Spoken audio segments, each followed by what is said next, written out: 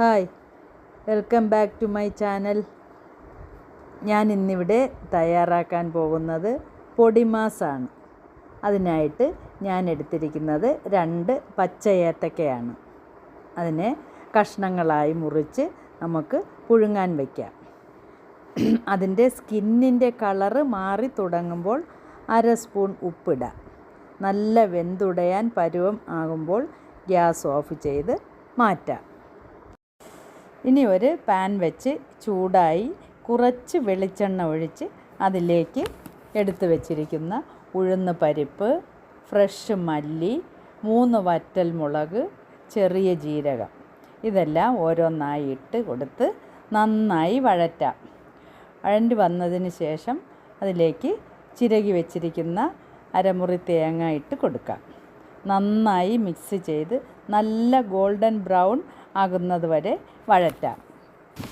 ഇനി ഈ മിക്സ് തണുക്കാൻ വയ്ക്കാം.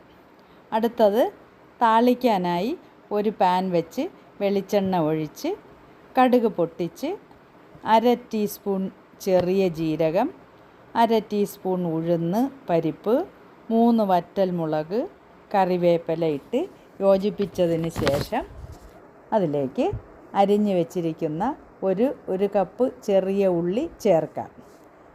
സവാള ചേർത്താലും മതി, നിങ്ങൾക്കിഷ്ടമുള്ളത് ഏതാണെന്ന് വെച്ചാൽ അതുപോലെ ചെയ്യാം.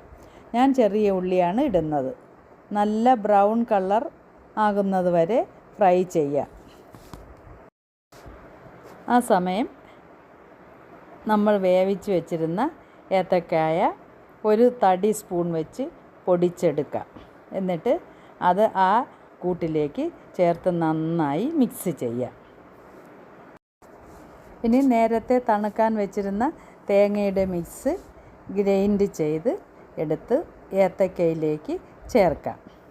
ആവശ്യത്തിന് ഉപ്പ് ചേർത്ത് അടച്ച് വെച്ച് 2 മിനിറ്റ് വേവിക്കാം. 2 മിനിറ്റ് കഴിഞ്ഞ് ഗ്യാസ് ഓഫ് ചെയ്ത് നമുക്ക് സർവിങ് ഡിഷിലേക്ക് മാറ്റാം. നിങ്ങൾക്കിത് ഇഷ്ടപ്പെട്ടെങ്കിൽ എല്ലാവരും ഒന്ന് ഷെയർ ചെയ്ത് സബ്സ്ക്രൈബ് ചെയ്ത് സപ്പോർട്ട് ചെയ്യണം.